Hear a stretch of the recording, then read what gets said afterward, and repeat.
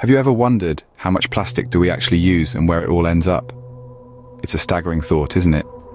Every day, millions of plastic items are used and discarded worldwide. Alarmingly, a significant portion of these ends up in our oceans, creating a plastic soup that poses a lethal threat to marine life.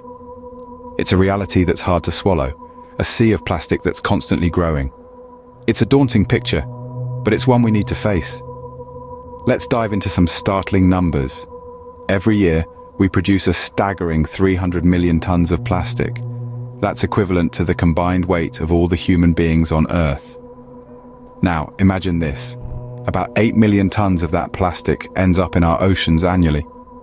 And that's like dumping a garbage truck full of plastic into the sea every single minute of every single day. Now, this plastic invasion doesn't just float around harmlessly. It has dire consequences for our marine life.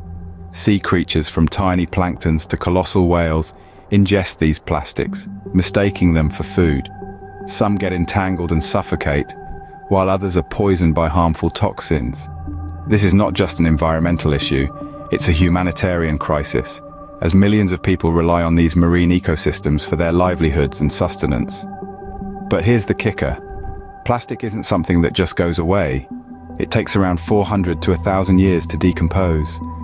That means the plastic fork you used once at a picnic could outlive you, your grandkids, and even your great-great-great-grandkids. It's a legacy that's far from praiseworthy. These numbers are overwhelming, but it's time we took responsibility. Our actions today can shape the world of tomorrow. Let's not be the generation that drowns the planet in plastic. Instead, let's strive to be the generation that made a difference. So what can you do to make a difference, you might ask yourself? Well, it's simpler than you might think. Start by reducing your plastic use. Opt for reusable bags instead of single-use ones.